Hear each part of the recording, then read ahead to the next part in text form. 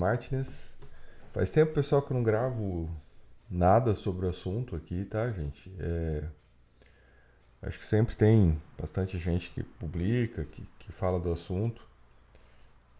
Mas eu acho que é legal agora a gente, né, fazer uma colocação aqui, até porque esse vídeo, devido ao assunto que está acontecendo agora, né, aconteceu agora à noite passada, então a gente pode ter mais alcance e mais pessoas que têm essa visão, né, do direito de defesa podem estar acessando esse vídeo.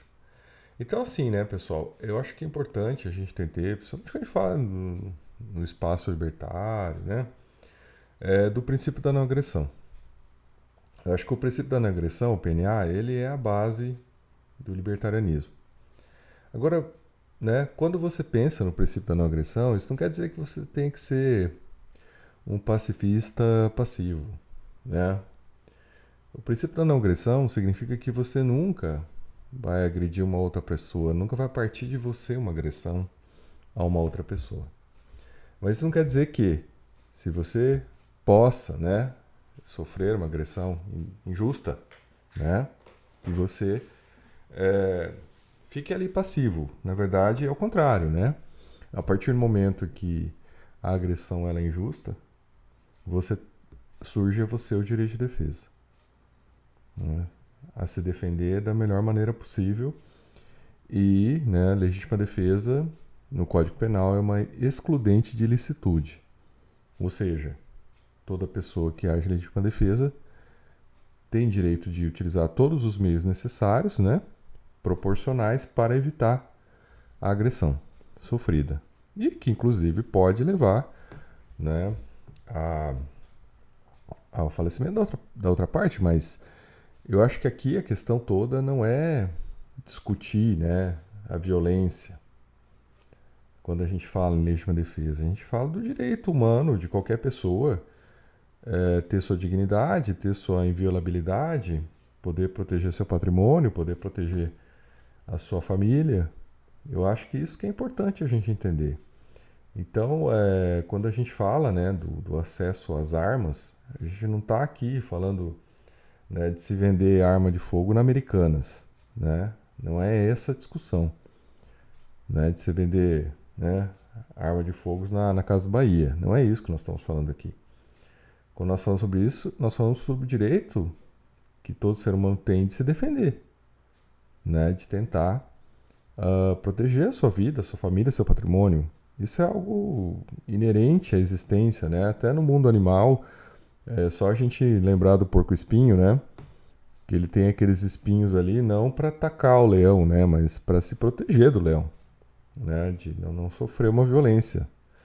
Então acho que essa é uma lógica bem importante para a gente entender que dentro de um pensamento libertário, a gente tem o PNA, que é o princípio da não agressão, mas ao mesmo tempo ele não significa ser um pacifista, né, passivo, mas sim ser um pacifista ativo. Ou seja, você nunca vai agredir uma pessoa, né, contra o seu patrimônio, contra, né, a sua dignidade, contra a sua vida, mas por seu turno você também não vai aceitar nenhum tipo de agressão.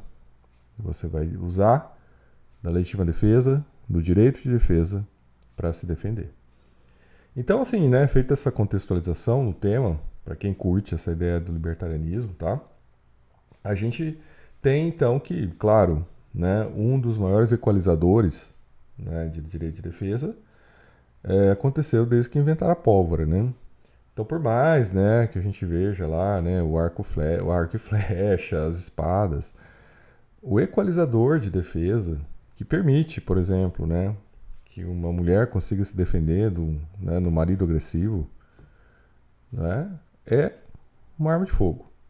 Então, assim, isso não quer dizer, né, volto a reforçar aqui, não significa, né, que a gente tenha que, né, colocar a sociedade exposta a armamentos de uma maneira totalmente desregrada, tá? Eu acho, um posicionamento meu, que tem que ter um nível de controle, enquanto psicanalista, né, enquanto jurista, observando a realidade, tá? Eu acho que a gente não pode querer seguir para uma linha do armamentismo radical. Primeiro porque, se você quer copiar o modelo dos Estados Unidos, você tem que aplicar a lei que vale nos Estados Unidos também. Ou seja, né, fez alguma coisa errada com armamento lá, é prisão, cadeia, né, não tem esse negócio de progressão de pena, não tem nada. É cumprir pena fechada por um período longo de tempo ou pena de morte. Então a gente tem que entender as coisas aqui, né? Não querer, peraí, importar, não, só vou importar metade, né, do que acontece. Não, se você está defendendo, né, um modelo americano de livre acesso a armas, você tem que entender que lá, né, the rule of law, né, a regra se aplica pesadamente contra quem não cumpre a regra. Então vai pra cana mesmo, fica preso lá 10 anos para mais, ou se fizer coisa errada, pega perpétua ou pega pena de morte. Então a gente tem que entender bem claramente, então, assim, nós temos que fazer escolhas, né? Isso é uma questão que tem que se colocar.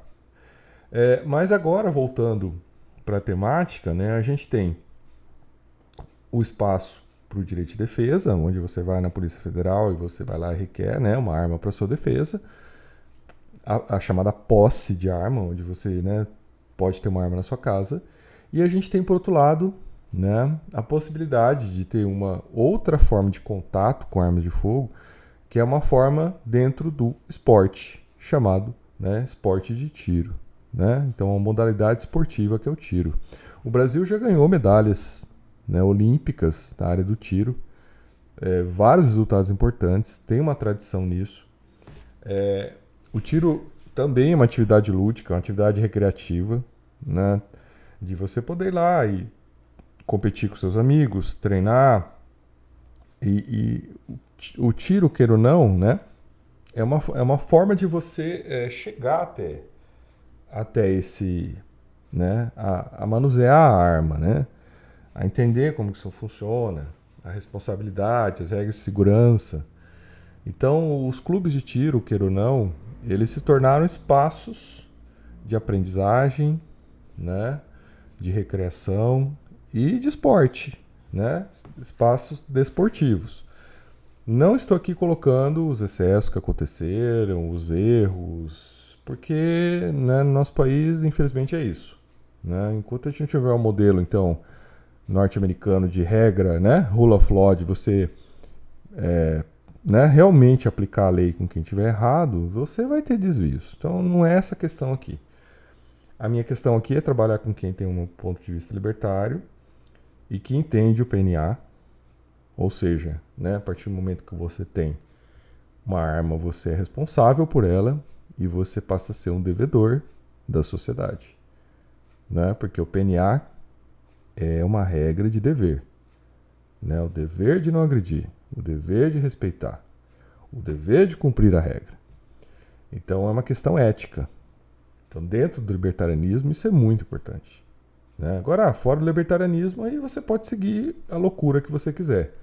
Aí não me interessa aqui, não é meu espaço. Tá? Me interessa aqui é seguir um modelo bem determinado, bem organizado, bem linear das coisas. Eu acho que isso é essencial nos tempos atuais, né? A gente tem que sair do caos, né? Se a gente quer ordem, né? Quer um país organizado, em ordem, a gente tem que primeiro sair do caos das nossas cabeças, né? Tem que colocar a nossa cabeça na ordem, né? Isso é muito importante. Bom, e aí uma das formas que a gente tem de acesso são os clubes de tiro, tá?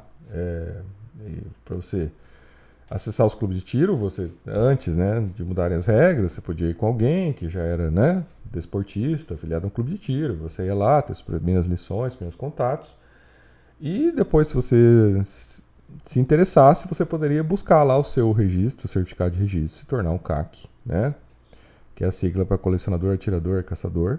Claro que ali, né, você não precisaria ser colecionador, nem precisaria ser caçador. Poderia somente dessas 3 letrinhas ficar no atirador desportivo e se filiar ao clube, né? Então eu acho que o clube ele foi, né, nos últimos anos uma forma de se chegar ao esporte, de se democratizar o acesso, desmistificar um pouco essa questão, né?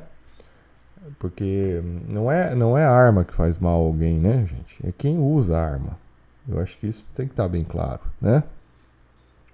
E os clubes foram a porta para isso, né?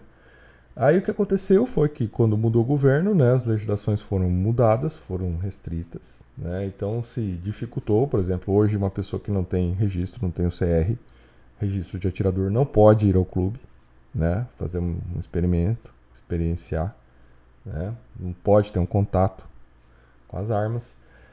Ficou mais difícil, né? É, várias coisas foram dificultadas. Por exemplo, antes tinha o direito do atirador ir da sua casa até o clube com uma arma municiada para proteção do acervo.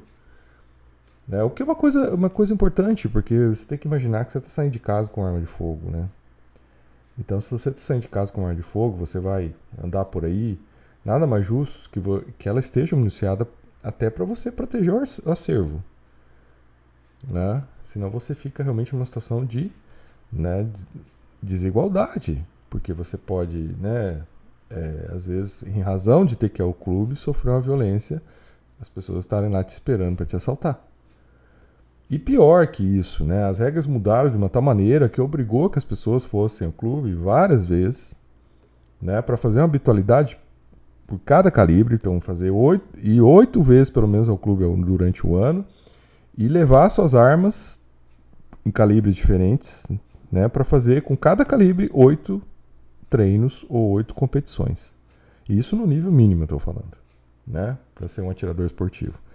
Só que isso realmente encarece demais, cria uma situação bem complicada, tá? Eu me vejo nessa situação, né, de ter que optar até por, né, tá usando equipamento do clube, né, para não ter que ficar aí me deslocando, né, com armamento no porta-mala do carro. Então acho que não foi legal.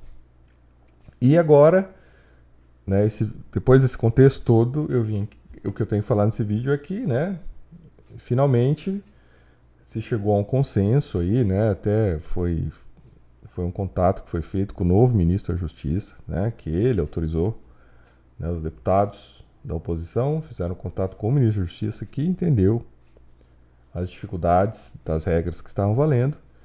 E aí foi feito um acordo e na Câmara ontem à noite, tá, passou uma autorização aí, né, para mudar, fazer um PDL, né, um projeto de decreto legislativo que vai sustar alguma das regras, né, do decreto. Vou colocar aqui na tela até.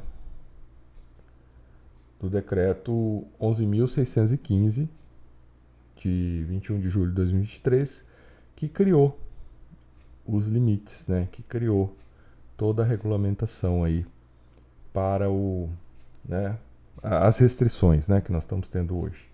Então houve um acordo lá na votação, tá? Então tá aqui, saiu essa notícia aqui, é do dia 28 às 23h54 da noite. Então esse vídeo aqui tá pegando o assunto recente, tá?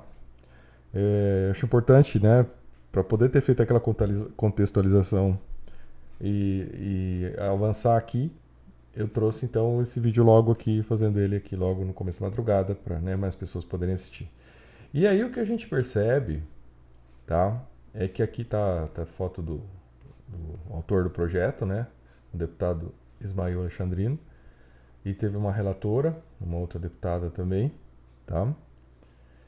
E aí o que foi acordado aqui, tá, é que seriam, né, fizeram uma negociação lá com o governo e chegaram aqui algumas questões importantes, tá?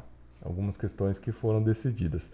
Talvez não tenha, aqui está a relatora da proposta, né, a deputada Laura Carneiro, que, pelas informações que eu li aqui, ela é uma delegada, tá?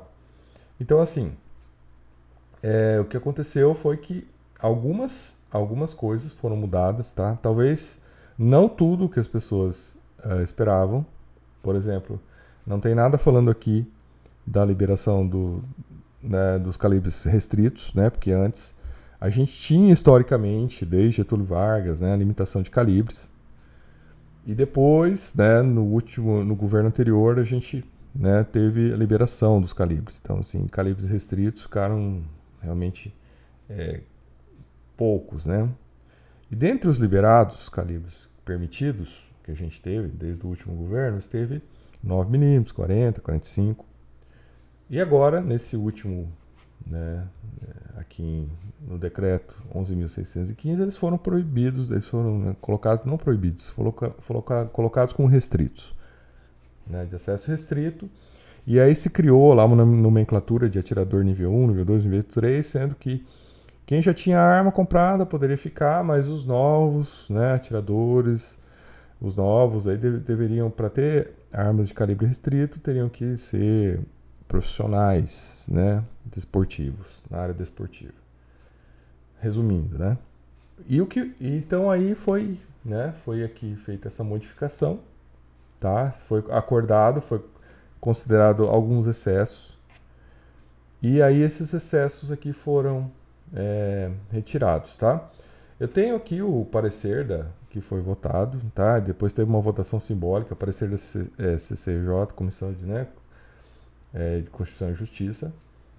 E aqui tem aquilo que foi, tá, combinado. Depois, quem quiser é só procurar aqui, né, digitar ali no Google, tá? Decreto Legislativo, Projeto de Decreto Legislativo 206 de 2024. E vocês vão encontrar ali o trâmite dele, as justificativas todas, que eu não vou ficar lendo aqui para me estender, que vocês podem acessar e facilmente ler. Posso até depois deixar um link ali.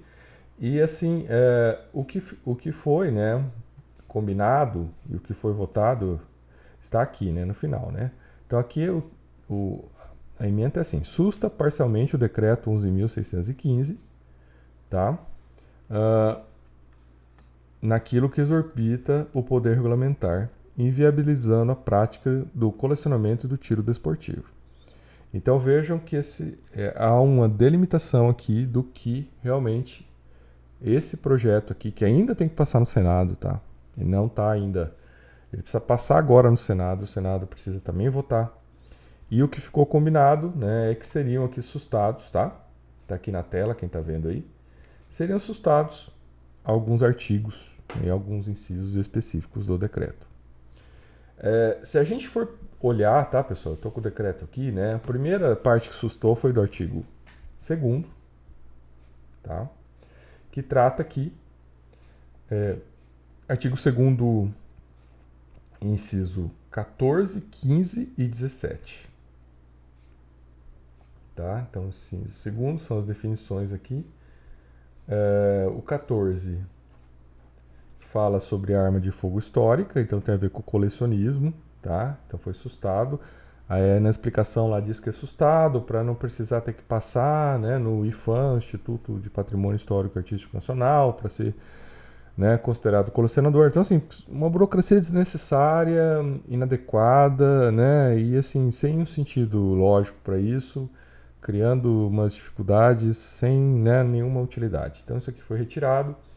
O 15, né, que fala de arma de fogo de coleção, também foi retirado. Precisava aqui, né, um monte de burocracia também. E o 17, que fala de quem é o atirador desportivo. Tá? E isso aí também foi retirado, tá, daqui. Então, para simplificar, né, a questão. Outra mudança que teve foi no artigo 12, tá aqui, né, que seria, né, o parecer foi votado aqui, no artigo 12, tá? Então, o artigo 12 aqui fala, vamos lá, voltando aqui, olha, artigo 12, inciso 2º, ele fala: são de uso restrito as armas de fogo e munições especificadas, né, em ato conjunto do Comando do Exército e da Polícia Federal, incluídas. Segundo, armas de pressão por gás comprimido ou por ação de mola, com calibre superior a 6 mm, que disparem projéteis de qualquer natureza, exceto as que lancem esferas de plástico com tinta, assim como lançadores de paintball. Então, assim, é uma coisa ridícula, né, totalmente sem sentido você proibir espingardinha de chumbo, tá, pessoal? Com com calibre superior a 6 mm, tá? 6 mm mais ou menos equivalente a um 22. Não tem sentido essa regra, né? Porque são armas de pressão, gás comprimido, que você tem um potencial, vamos pensar, né? Um potencial ofensivo muito reduzido. Então não é uma coisa preocupante e também está fora do escopo, porque esse decreto ele regula a partir da lei, né, do desarmamento. Ele tem a ver com armas de fogo. Então ele exorbita na sua capacidade regular quando vem trazer regras sobre armas que não são armas de fogo, né? Armas de gás comprimido ou por ação de mola. Então aqui, no meu posicionamento, até olhando como jurista, isso aqui é ilegal. Não poderia realmente ter essa regulamentação, uma vez que, né, se esse decreto regulamenta a lei que criou o Estatuto do Desarmamento, lá fala de armas de fogo. E somente elas poderiam ser reguladas. Então está corretíssimo aqui essa colocação. Depois também o artigo 35, tá? O artigo 35, que foi, né, que esse decreto visa assustar, lembrando, ainda tem que passar no Senado, tá, pessoal? Não está aplicável ainda. Então pode ter muita gente comemorando aí, mas eu acho que ainda vamos esperar, tá? Não aconteceu tudo ainda, né? Metade do caminho, vamos dizer assim. E aqui o artigo 35 fala, né? Para a concessão do CR pelo Comando do Exército, o interessado deverá estar filiado à entidade de tiro desportivo e comprometer-se a comprovar, no mínimo, por calibre registrado, e aí que vem a questão, né? 8 treinamentos ou competições para o nível 1, 12 treinamentos e 4 competições para nível 2, 20 treinamentos e 6 competições para nível 3. Então, assim, realmente, tá, pessoal? Eu até entendo que um nível 3, alguém profissional, possa ter, né, um desempenho e uma quantidade de treinos e participação de competições assim. Só que a partir do momento que você coloca essa regra por calibre registrado, então você imagina que a pessoa tenha lá 5, 6 calibres registrados, você imagina como é que fica inviável isso. E inviabiliza até o esporte, né? Então, por uma questão até, vamos pensar, né, de você ter uma garantia de poder praticar o esporte. E aqui é algo que transcende a própria regulamentação do Estatuto do Desarmamento e transcende a lógica do que seria uma regulamentação para o esporte, né? Então você está criando exigências que, né, podem viabilizar. Então, assim, a pessoa na hora que vai lá, né, seria lá renovar, né, o CR, que é o registro para você ser atirador esportivo, você teria que fazer todos esses comprovamentos e por vezes você não consegue, né? Eu vejo a dificuldade que eu tenho passado para fazer, né, habitualidades em todos os calibres. É difícil e eu sou um nível 1, tá, pessoal? Né? Sou um amador, né? Um praticante amador. Então eu já vejo a dificuldade de se fazer isso. Agora imagina, né, pessoas aí que são profissionais que têm vários calibres. Então caiu por terra, tá? A proposta aqui não tenha mais, porque realmente isso aqui é esdrúxulo, né? Acaba penalizando e tirando essa questão, né? Criando regras que não fazem muito sentido. Eu acho que assim, o profissional, ele vai treinar, realmente ele vai ter muito mais desempenho, mas eu acho que a pessoa, né, que ela esteja afiliada, ela já tem toda uma burocracia para estar afiliada, para manter suas armas, né, manter os crafts, manter todas as coisas. Então, assim, já tem exigências demais, né? Então, desse modo, eu acho que isso aqui, né, minimiza o problema, tá? Aí nós temos o artigo 38, que também foi mudado, né? Tá aqui. Na concessão do CR, vamos ver lá qual que é o inciso 38, inciso 1º e parágrafo 1º. Na concessão do CR, entidade de tiro esportivo, como deve observar a seguinte requisito de segurança pública. Aqui era o problema, né, a distância do interessado superior a 1 km em relação aos estabelecimentos de ensino públicos ou privados e, né, as entidades que não estiverem adequadas, em 18 meses teriam que mudar de lugar. Então, assim, pessoal, o problema é o seguinte, e a ideia era assim, o Exército determinou o quê? Era 1 km medido em linha reta da porta do estabelecimento até a porta da escola. É muito difícil porque estabelecimentos de ensino, públicos ou privados, eles não compreendem só universidades, escolas, compreendem também escolas de inglês, escolas de informática, escolas de balé, escolas do que for. Então, veja, fica muito difícil você cumprir essa regra. Mesmo em clubes fora da área urbana, você pode ter uma escola ali na área rural ali que, estando 1 km perto, já inviabiliza o clube. Então essa é uma regra também muito esdrúxula, né, que agora foi acordado que ela realmente, né, excedeu. Até porque a regulamentação, né, dos clubes de tiro, né, o alvará de funcionamento deles, não é de competência federal, é de competência municipal. Né? Então isso aqui exorbita competências. Né? Cria uma situação totalmente desnecessária e que não quer dizer nada. Né? Qual a lógica de se dizer que o clube estando a 1 quilômetro de distância no estabelecimento de ensino, isso resultaria em uma proteção aos estudantes? Mas qual a lógica disso? Né? O que impede de um marginal pegar uma arma e assaltar alguém na frente da escola? Né? E aí? Né? Vai se escrever lá que ele não pode, ele só pode assaltar 1 quilômetro longe da escola? Então, assim, tem umas coisas que realmente são muito esdrúxulas, tá? Eu acho que realmente então essa regra aqui foi retirada, foi bem pensado, tá? Aí a gente tem no artigo 41, vamos ao artigo 41 agora.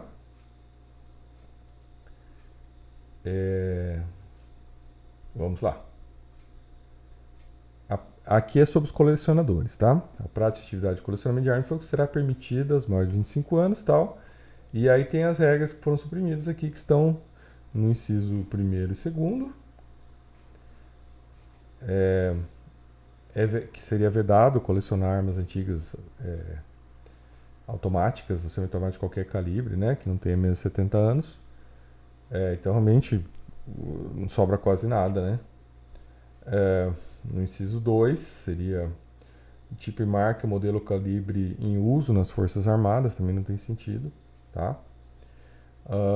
E depois o parágrafo 1º e o parágrafo 2º, né? Primeiro, então acho que peraí, que eu tô vendo errado aqui. 41, são o inciso 1º, 2º, parágrafo 1º e o parágrafo 2º, tá? E aqui atividade poderá ser exercida por pessoa jurídica qualificada como museu. Então assim, também criando burocracia desnecessária e também fora do escopo desse decreto, tá? Então também caiu esse aqui, realmente excessivo, desnecessário.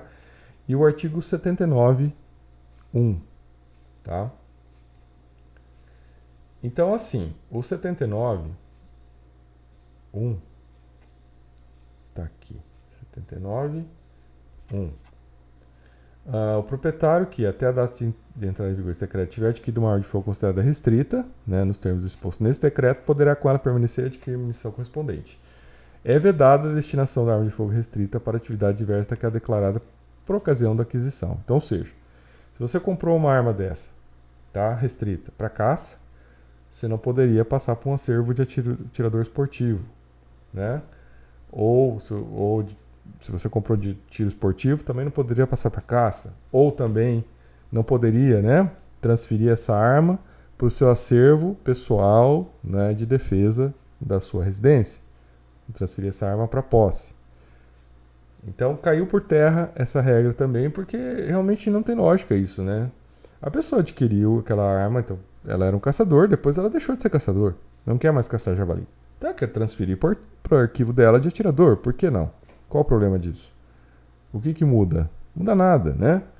Aí, essa questão de poder também transferir para outros acervos, também acho que não vejo problema aqui.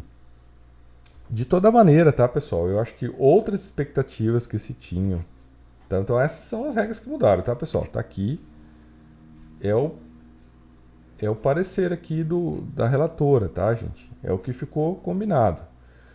Não vi, tá, pessoal? Procurei lá se tinha uma outra versão além dessa. Essa aqui parece que é a última que foi votada. Posso estar enganado, mas nesse momento aqui que eu acessei aqui, tá, pessoal? É a última que está disponível, tá? Não tem outra. Aqui trata do assunto, né? Podem entrar lá, mas nesse momento aqui da madrugada que eu acessei, não está nada mais disponível além disso. Então, o que acontece? A gente está vendo aqui é que esses são só esses incisos que vão alterar. Então, ou seja, não mudou nada em relação a calibres. 9mm, por exemplo, continua sendo restrito, né?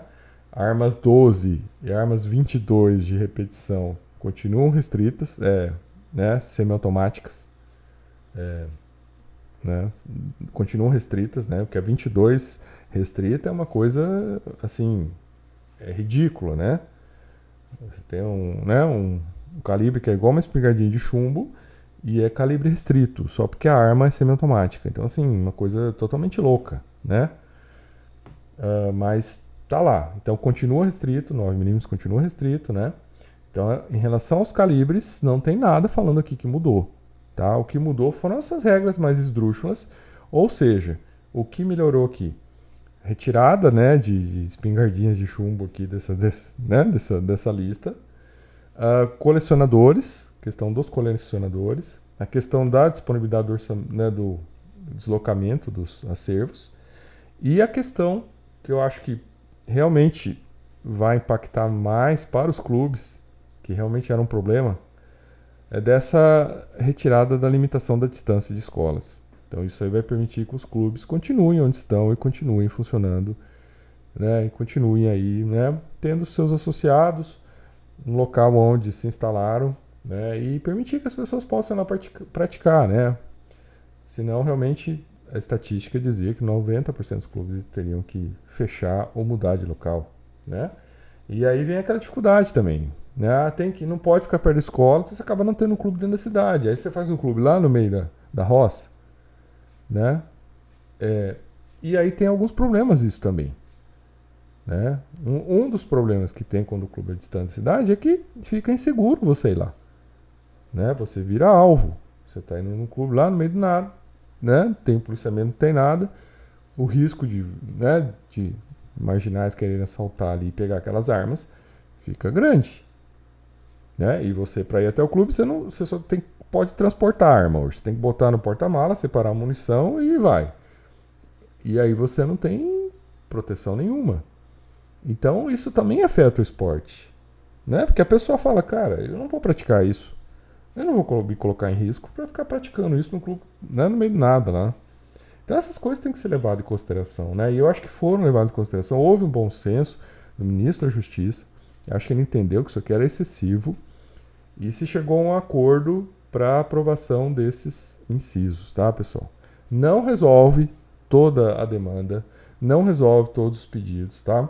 Mas eu acho que já é alguma coisa, tá? Para a sobrevivência do esporte, para a sobrevivência, né, do tiro esportivo, né? Continua ainda, olha, se a gente for ver, continua proibido ainda pessoas, né, irem lá treinar que não tem o CR, né, fazer uma primeira experiência, continua proibido. Então, ainda está bem restritivo, tá? Né, permanecem as regras restritivas aqui do decreto, tá, pessoal? Depois peguem aí e façam a leitura. Digitem no Google aí, decreto 11.615, de 21 de julho de 2023. Então, continua restritivo, mas já é uma melhoria para quem realmente pratica o tiro esportivo, tá, pessoal? Porque eu acho que é um espaço, né, para você se divertir, para você competir, né, e para você ter um acesso, para você saber manusear, né, esse tipo de equipamento que, queira ou não, pessoal, é treino, né? É o uso reiterado do equipamento que te permite ter memória, né, mecânica para ele, pra você, né, saber utilizar aquilo e saber como é que funciona, né, o que você faz com aquilo, a regra de segurança, procedimentos. Então isso precisa, né, estar praticando. E queira ou não, né, dentro das possibilidades que nós criamos aqui, né, na nossa realidade, seriam os clubes de tiro o local para isso, tá? Então eu acho que melhorou, né? Resolveu? Não resolveu tudo. Melhorou? Melhorou. Mas esse é um passo, né? Então, para pessoas que têm essa visão, né, de respeito à liberdade e respeito principalmente à liberdade individual e o direito de defesa, né? Lembrando que sempre nós estamos falando aqui de defesa e nunca ataque. Nós estamos falando do princípio da não agressão, né? Do ponto de vista libertário, o princípio da não agressão, de você ser um devedor dos demais quando você tem um equipamento desse, que você tem que saber se colocar, né, e entender, né, os limites de ter um equipamento desse, a responsabilidade de ter um equipamento desse, né, inclusive sobre questão de guardar, ter cofre, ter equipamento, que não é obrigatório, mas haja vista o que está acontecendo, né? Quantos casos aí a gente tem visto aí de, né, adolescentes aí fazendo besteira, né? E aí a responsabilidade, né, do pai que tem lá e quer praticar o esporte, ele tem responsabilidade e ele tem que tomar cuidado. Infelizmente é isso, não vamos tampar o sol, né? Ah, não, lá nos Estados Unidos, o cara tem arma, né? Tudo que é lugar, né? Embaixo do colchão, embaixo do, né? Na cozinha, no meio da pia, tá, mas a realidade deles lá é outra. Não é a nossa realidade. Infelizmente não é a nossa realidade. Não dá para querer copiar, não é a mesma coisa. A gente tem que tentar chegar naquilo que possa ser o possível dentro da nossa realidade. Então é tentar aí modular as coisas para chegar, voltar a um equilíbrio, né? Voltar talvez o equilíbrio que existia no país lá atrás, tá? Talvez na época que eu era criança, quando, né, sempre em casa teve arma, né? Então, meu avô tinha arma, meu pai tinha arma, todo mundo sempre teve arma. Mas era uma coisa assim, controlada, né? Eles não ficar, aquilo ficava protegido, não ficava à mostra. A gente sabia que tinha, mas a gente sabia que não podia mexer, né? A gente tinha todo um, né? Tinha todo um formalismo que era saudável, eu vejo de um ponto de vista, né? Pelo menos como que era em casa. E assim, nunca teve problema, né? A sociedade funcionava de outra maneira, né? As coisas fluíam de outra maneira, né? Aí a gente tem o Estatuto de Desarmamento para frente e outra realidade, né, que talvez não tenha sido a mais adequada, porque realmente você, né, o que aconteceu foi que você restringiu demais e tirou o direito de defesa das pessoas. E isso também não é uma coisa boa, né? Então eu acho que os excessos, né, acho que a pessoa que tem uma visão libertária, ela sempre foge dos excessos, porque os excessos não dizem, não trazem a liberdade, né? Os excessos, eles prendem você.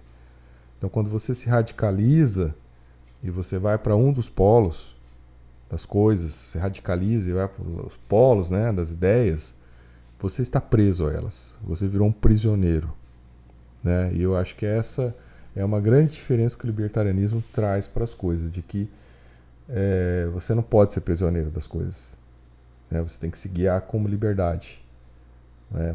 E isso é uma das coisas que realmente a gente vê muito, né? Se você vê os filmes americanos, sempre tem um libertário ali, o cara independente, o cara que tem uma visão de mundo única, que ele se guia e ele não quer saber do Estado e ele quer, né, só ter a sua liberdade individual, né, seu direito de defesa, seguir tua vida